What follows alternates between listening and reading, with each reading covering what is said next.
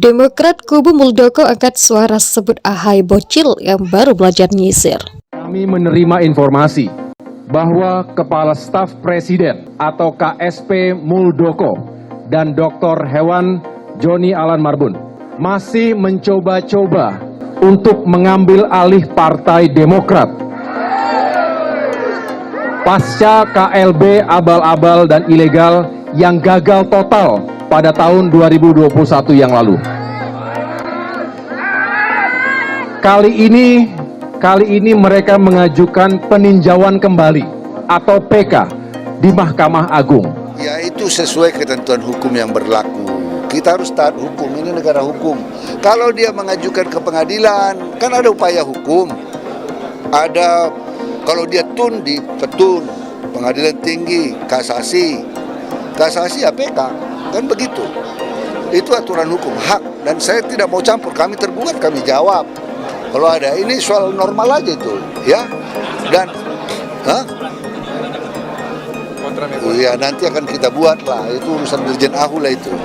Upaya Pak Muldoko yang mengajukan peninjauan kembali atas perkara pengesahan kepengurusan Partai Demokrat hasil KLB alias Kongres Luar Biasa di Deli Serdang sana ditujukan menjegal koalisi perubahan atau menggagalkan mereka bertarung di Pilpres 2024. Kontestasi yang nanti agak gayeng ini Pilpresnya inilah.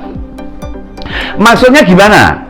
Mas Haye ini maksudnya maunya gimana nih, kalau agak meradang, agak marah, apa mau cari teman buat menghadapi Pak Muldoko gitu? Lah apa Mas Haye takut menghadapi Pak Muldoko? Saya ingatkan, ini masalah hukum. Kalau misalnya ada pernyataan dari pihak kanan, ya, yang tanpa punya bukti, punya data, menyebutkan nama-nama nanti secara fitnah, hoax lagi bahwa nama-nama yang ada di Partai Demokrat sekarang misalnya itu adalah punya keterlibatan di sana dan tidak terbukti, ya tentu kita akan tempuh jalur hukum, Mbak. Jadi setelah Pak SBY gagal melakukan kudeta politik kepada ketua umum terpilih yang sah waktu itu, maka kemudian Anas Urbaningrum mengalami kudeta hukum dari Pak SBY dengan cara menaikkan kasus Hambalang. Upaya peninjauan kembali atau PK terkait konferensi luar biasa Partai Demokrat oleh kubu Muldoko disebut sebagai upaya begal partai. Tidak terima, anak buah Muldoko angkat suara. Hal itu disampaikan Saiful Huda EMS, lawyer dan Kepala Departemen Komunikasi dan Informatika DPP Partai Demokrat KLB Pimpinan Jenderal TNI Dr. Muldoko. Ia menjelaskan kenapa Kepala Kantor Staf Kepresidenan itu tak banyak bicara terkait PK yang diajukan pihaknya. Ia mengatakan banyak pihak yang mempertanyakan hal itu kepada Muldoko, sehingga Muldoko oleh kubu Agus Harimurti Yudhoyono dapat cibiran dan ujaran tidak pantas. Hal ini membuat kubu AHY melontarkan kata-kata di ruang-ruang publik yang sangat tidak pantas pada ketum kami, seperti kata pengecut, pembegal, dan lain-lain. Oleh karena itu, biarlah akan saya jawab perihal itu semua, ungkapnya dikutip Fajar.co.id dari cuitannya di Twitter Senin. Ia menjelaskan PK bukan pembegalan politik, namun upaya hukum terakhir yang dilakukan oleh DPP Partai Demokrat KLB yang konstitusional.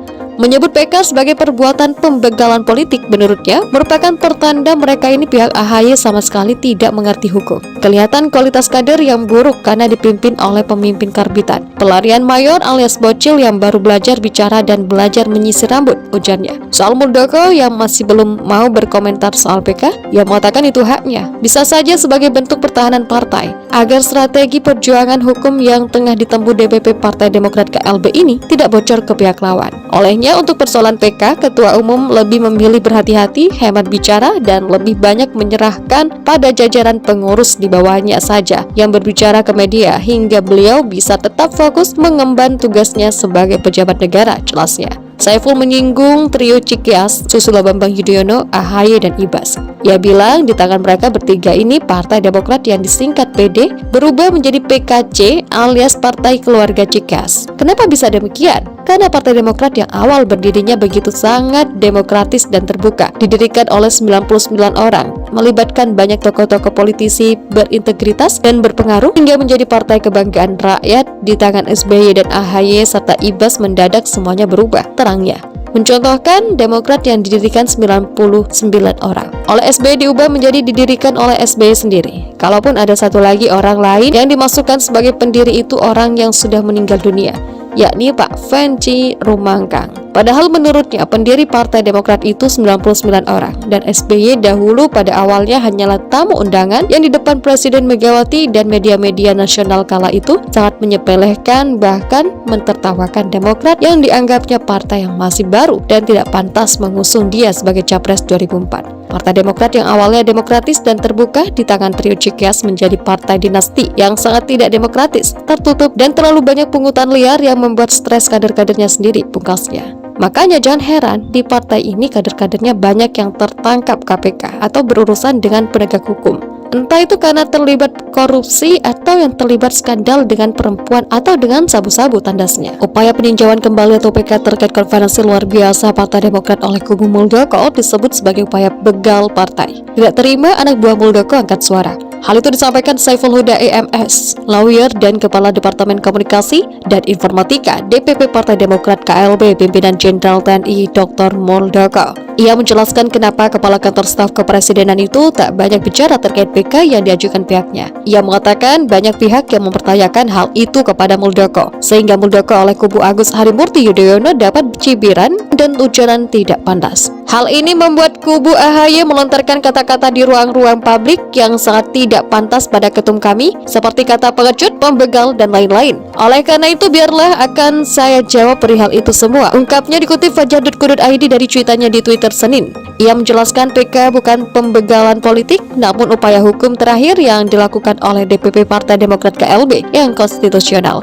Menyebut PK sebagai perbuatan pembegalan politik menurutnya merupakan pertanda mereka ini pihak AHY sama sekali tidak mengerti hukum. Kelihatan kualitas kader yang buruk karena dipimpin oleh pemimpin karbitan. Pelarian mayor alias bocil yang baru belajar bicara dan belajar menyisir rambut, ujarnya. Soal Muldoko yang masih belum mau berkomentar soal PK, ia mengatakan itu haknya. Bisa saja sebagai bentuk pertahanan partai agar strategi perjuangan hukum yang tengah ditempuh DPP Partai Demokrat KLB ini tidak bocor ke pihak lawan. Olehnya untuk persoalan PK, Ketua Umum lebih memilih berhati-hati, hemat bicara, dan lebih banyak menyerahkan pada jajaran pengurus di bawahnya saja yang berbicara ke media hingga beliau bisa tetap fokus mengemban tugasnya sebagai pejabat negara, jelasnya. Saiful menyinggung trio Cikeas, Susilo Bambang Yudhoyono, AHY, dan Ibas. Ia bilang di tangan mereka bertiga ini Partai Demokrat yang disingkat PD berubah menjadi PKC alias Partai Keluarga Cikeas. Kenapa bisa demikian? Karena Partai Demokrat yang awal berdirinya begitu sangat demokratis dan terbuka, didirikan oleh 99 orang, melibatkan banyak tokoh-tokoh politisi berintegritas dan berpengaruh hingga menjadi partai kebanggaan rakyat di tangan SBY dan AHY serta Ibas mendadak semuanya berubah, terangnya.